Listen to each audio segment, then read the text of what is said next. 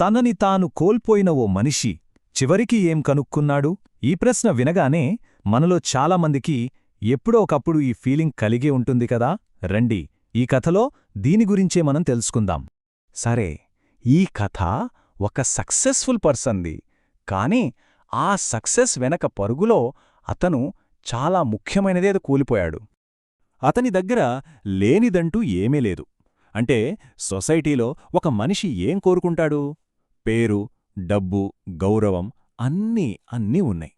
అయితే ఇక్కడే ఓ పెద్ద సమస్య ఉంది. ఏంటంటే అతను ఎప్పుడూ బిజీ ఇంకా బిజీ అంతే. ఉదయం లేచామా, రాత్రి పడుకున్నామా, మధ్యలో అంతా పనే. అతనికి వేరే ప్రపంచమే లేదు. అలా రోజూ గడిచిపోతున్న టైంలో అతని లైఫ్లో అనుకోని ఒక టర్నింగ్ పాయింట్ వచ్చింది. అదే అద్దంలో ఎవరు. ఈ ఒక్క రియలైజేషన్ అతని జీవితాన్నే మార్చేసింది. ఒకరోజు ఎప్పటిలాగే అద్దం ముందు నిలబడ్డాడు. కాని ఆ రోజు మాత్రం ఏదో తేడా. అంతే, అక్కడే ఆగిపోయాడు. ఒక్కసారిగా అంతా స్తంభించిపోయింది. అప్పుడు తనని తాను చూసుకుని షాక్కయ్యాడు. తనలో తానే అనుకున్నాడు, ఇది నేను కాదు, మరి ఇంకెవరు అని. ఆలోచించండి, తనని తానే గుర్తుపట్టలేనంత కన్ఫ్యూజన్. నిజమే, అతను తనని తాను గుర్తుపట్టలేకపోయాడు.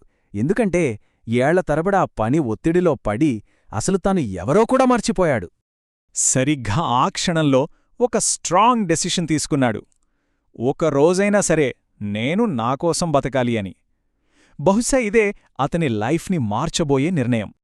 ఆ నిర్ణయం తీసుకున్నాక అతని అసలైన జర్నీ మొదలైంది. ఇది బయట ప్రపంచంలో చేసే ప్రయాణం కాదు, తన లోపలికి తనను తాను వెతుక్కునే ప్రయాణం. చాలా ఏళ్ల తర్వాత ఫస్ట్ టైం తనకోసం కొంచెం టైం తీసుకున్నాడు. ఏ హడావిడి లేదు, ఏ టెన్షనూ లేదు. ప్రశాంతంగా పార్కులో నడిచాడు. ఆ తరువాత సూర్యాస్తమయాన్ని చూస్తూ అలా ఉండిపోయాడు.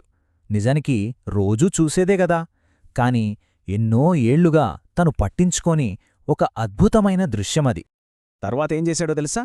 ఒంటరిగా కూర్చుని ఒక కప్పు టీ తాగాడు. అంతే, చుట్టూ ఏం జరుగుతుందో మర్చిపోయి ఆ ఒక్క క్షణాన్ని ఆస్వాదించాడు. అలా గడిపిన ఆ కొన్ని గంటలే అతన్లో పెద్ద మార్పు తెచ్చాయి. చాలా ఏళ్ల తర్వాత అతను వేరేవాళ్లతో కాదు, మొదటిసారి తనతో తాను మాట్లాడుకున్నాడు. అప్పుడే అతనికి ఒక విషయం క్లియర్గా అర్థమైంది.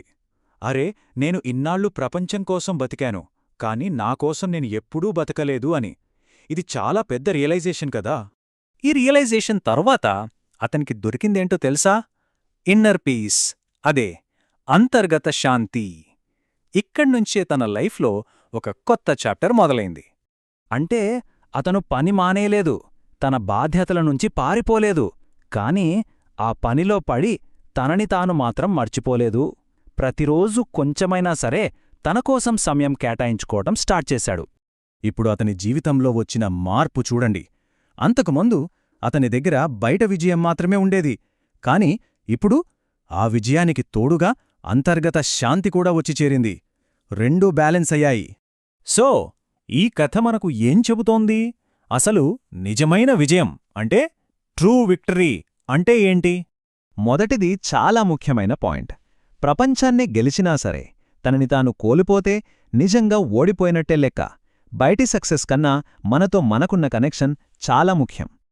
ఇక రెండో విషయం, ఇది కూడా అంతే ముఖ్యం. మనతో మనం గడిపే క్షణాలుంటాయి కదా, అవే నిజమైన ఆనందం. అసలైన హ్యాపీనెస్ మన బయట కాదు, మన లోపలే ఉంటుంది.